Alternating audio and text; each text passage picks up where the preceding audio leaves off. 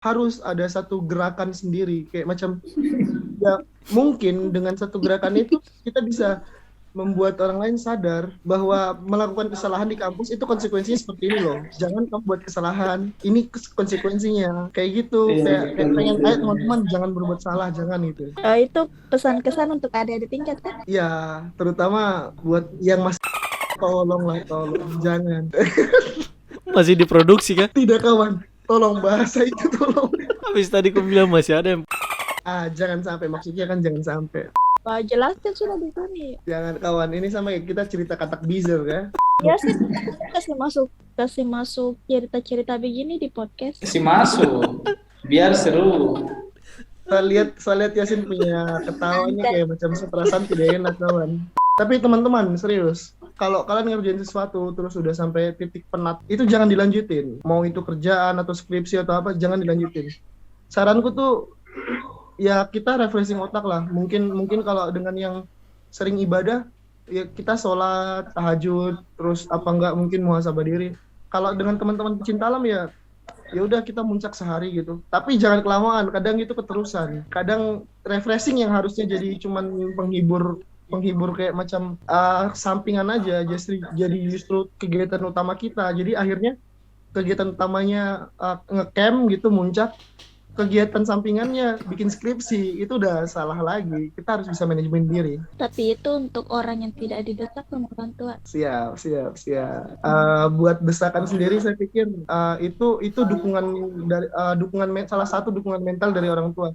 Orang tua tuh gini, kadang tuh pengen lihat anaknya itu selesai, kadang seneng gitu mereka lihat. Cuman cara mereka menyampaikan tuh masih menurutku masih secara kolot. Bukan dalam yang salah, tidak semua orang tua nggak mungkin salah kan. Maksudku Yang salah gitu, tuh anak yang terlalu memperlambat waktu. tidak juga, kita nggak bisa paksain takdir. Jadi kayak macam gini, orang tua ngasih saran ke anaknya itu bahasanya berbeda. Ada yang dengan cara mungkin agak memaksa, ada yang dengan cara halus, ada yang dengan cara dibiarin. Tapi saya rasa semua orang tua pasti tujuannya satu aja, pengen lihat anaknya bahagia. Jadi kalaupun memang ada beban-beban mental kita sebagai anak, saya juga rasa ketika dipaksa gitu, saya rasa sekali. Cuman saya pikir karena saya cowok mungkin ya kan, saya pikir ya memang saya harus lakukan ini Pak, karena ini udah jadi tanggung jawab saya. Tapi beda lagi ketika hal itu terjadi ke perempuan, karena seperti yang saya bilang tadi, penerimaan orang itu masing-masing beda. Kalau misalkan kita pengen nerimanya secara terbuka, saya rasa itu bukan jadi masalah, justru jadi pembangkit semangat. Tapi justru kalau kita seperti kayak rasa, kenapa sih mamaku kayak gini, kenapa tidak kayak macam biarin ini loh, anak udah berusaha, saya sudah berusaha semaksimal mungkin, mama doa aja gitu. Kadang justru harapan-harapan kita yang kayak gitu itu justru memperlambat kita sendiri, jadi kayak beban pikiran, jadi kayak macam aduh saya nggak selesai nih, teman-temanku udah selesai, nggak usah terlalu mikirin sampai sana, karena fokus itu kita yang ngerasain. Orang tua mau bilang apa, saya pikir itu sebuah masukan, maksudnya secara moral, walaupun bahasanya tidak seperti yang kita mau. berarti jangan cepat baper ya. Kita sebagai anak tuh jangan cepat baper, itu aja tuh. Aduh, kalau jangan cepat baper sih kayak bagaimana deh? Karena pada dasarnya tuh perempuan selalu pakai perasaan kok. Aduh, kok bawa perempuan nih, so agak jauh ini. Sebenarnya mungkin bukan. Karena kan pengalaman Bayu kan, kalau itu kan Bayu kan laki-laki. Iya, Kalau Bayu saya sebagai laki-laki. perempuan itu kayak gimana? Sebagai kayak pikiran kan, kalau didesak sama orang tua tuh, kok punya skripsi bagaimana? Terus selesai ini bagaimana? Pasti kan kita kayak jawabnya iya sabar, masih proses. Apalagi kan kayak macam orang tua nggak tahu nih perjuangan anak kayak di kampus kayak gimana. Kayak macam saya lo nunggu dosen gitu dari pagi sampai jam 8 malam gitu. Pasti ada kan rasa-rasa kayak gitu kan. Jadi sebenarnya ya, kalau misalkan kembali lagi nih, apapun yang orang tua omongin, kita itu tergantung kita, bukan baper sebenarnya. Sebenarnya baper itu lumrah, itu hal yang wajar. Manusia itu begitu. Perasaan kita tuh cepat berubah-ubah. Sebenarnya bukan baper. Itu lebih ke kayak gimana ya? Bagaimana kita manajemen hati kita. Kalau misalkan ketika orang tua bilang kayak gitu, terus kita nganggap, oh ini orang tua saya lagi ngasih saya semangat nih, kasih motivasi. Tapi menurut versi bahasanya dia. Di situ kita jadikan semangat buat kita sendiri, buat cepat selesaikan skripsi. Saya pikir mungkin kedepannya tidak harus, tapi kita lebih coba buat, oh iya orang tua saya lagi semangatin saya nih, saya harus bisa, saya pasti bisa. Karena gini, ketika ada teman-teman yang pengen banget disemangatin orang tuanya, tapi justru kayak dilepas, dibiarin gitu aja. Saya pikir semua orang tua pasti pengen yang terbaik, cuman cara mereka menyampaikan ke anak itu yang mereka belum bisa ini, lebih nyampaikan lebih ini lagi, karena beda orang tua. Mereka punya Gimana? bahasa masing-masing soalnya. Benar. Kadang Jadi buat ada yang anak yang tidak bisa menjabarkan, mereka punya bahasa dan kata-katanya mereka, malah dibilang kasar, desak terus. Nah, jadi seperti yang tadi Yana bilang, orang tua juga memang kadang jadi satu faktor juga yang mungkin mereka pikir itu baik, tetapi ketika kita jadikan pikiran tuh jadi justru menghambat kita sendiri, jadi kayak macam buat mental kita down. Saya lo udah berusaha, kenapa coba sampai rumah, sabar dulu, jangan dibahas dulu, karena saya sudah tadi coba cari dosen nggak ketemu. Sabar dulu mah, ada waktunya buat bahas gitu. Cuman Idin kapan nikah? Dia masih proses formulir. Masih formulir. Sudah sesimpel itu Idin. Kita tadi tanya Bayu kenapa kok bisa lulus cepat? Dia jawabnya tuh 45 menit.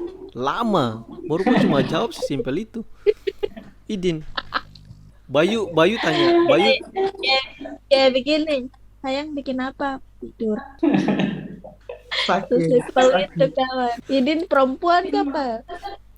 Saya masih menerjemahkan perkataan perempuan, jadi saya harus ikuti pelan-pelan, mau putar balikan apanya? Membuktikan apa? kata-katanya, maksudnya sifatnya perempuan toh. Kau harus menjelaskan supaya ton 3 tuh di sini paham sama yang nonton. Kayak gitu. Rasidin, kayak- perempuan siapa lagi? Itu perempuan terlalu banyak, kita belum mau taruh. Idin, perasaan tuh tidak bisa dipaksa kawan. Cerita Siapa udah. yang bilang bisa dipaksa? Tidak bisa dipaksa. Kawan, ada masalah apa? Mari menangis di samping pundak. So ada rambut gondrong. Ada nogan itu baru masih suruh Rasidin pundak lagi.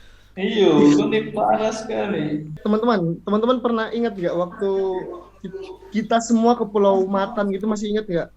Aduh, keren kapan lagi coba? Kapan kan pergi? Kalian Yang mana itu? sadar Yang nggak masa satu? tuh ada 3 ronde tuh. Kalian sadarkah tidak satu hal? Apa? Saya nggak ada di situ.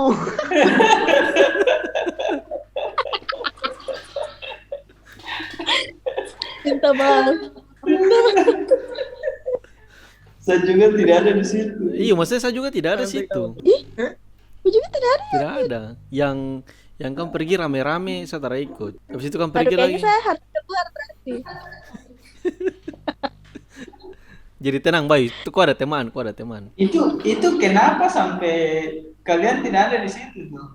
Ada masalah. Tidak diajak atau memang tidak dihargai? Oh, Enggak, diajak. saya diajak semua, satu angkatan diajak.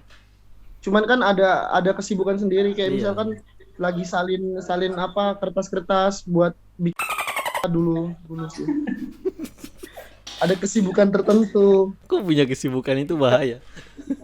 Saran buat ada tingkat, saya mending ya. Masalah itu terbaca sampai angkatan 18 ya? 19 Aduh ya, jangan dibahas. Saya tidak paham. Sini kok tidak paham. Nangis kawan. Itu sudah. Kita punya pengalaman kuliah. Itu Idin, dia berbekas Tapi- sekali Idin. Dia berbekas Ya, benar. sekali. Berbekas di mana? Kau tanya siapa? Tanya kamu tiga tuh. Ya, ya bilang berbekas itu di mana sebenarnya? Ya emang Tapi emang kawan. siapa- gitu kan kan ternyata Jangan tiba-tiba bahas, kalian apa jangan bahas. Kawan, tapi sebenarnya tuh saya cuma kasih tahu satu hal sih kawan. Itu semua saya tahu konsekuensinya dan saya sengaja lakukan. Karena saya pikir ketika kita kuliah hanya ikutin mata kuliah terus wisuda tiba-tiba, itu monoton sekali. Tidak ada warnanya dalam hidup. Ngapain kita kuliah kalau cuma buat wisuda gitu kan? Harus ada satu gerakan sendiri kayak macam ya mungkin dengan satu gerakan itu kita bisa membuat orang lain sadar bahwa melakukan kesalahan di kampus itu konsekuensinya seperti ini loh. Jangan kamu buat kesalahan. Ini konsekuensinya. Kayak gitu. Iya, Kayak betul, pengen betul. ayo teman-teman jangan berbuat salah, jangan gitu. itu pesan-kesan untuk adik-adik tingkat kan? Ya, terutama buat yang masih tolong jangan. Masih diproduksi kan? Tidak kawan. Tolong bahasa itu tolong. Habis tadi aku bilang masih ada yang Jangan sampai maksudnya kan jangan sampai. Jangan sampai ada yang tahu maksudnya. Kawan. Stop. kok tidak usah pertegas. kan- Awal kenapa bisa sampai ketahuan begitu em? Bajing. Kalian tahu? Kita sudah bahas itu. Ada yang live streaming tuh, Pernah dibahas kan? diperjelas. Wah, jelas kan sudah di sini. Jangan kawan, ini sama kayak kita cerita katak bizer kan? Beneran mau tahu? Pak, Kawan, ini saya punya ijazah akan terancam tidak keluar kawan. ya sih kasih masuk cerita-cerita begini di podcast. Kasih masuk, biar seru. Saya lihat Yasin punya ketawanya kayak macam perasaan tidak enak kawan. Udah mulai khawatir itu. Aman, aman, Yasin, aman. saya tahu kau rumah.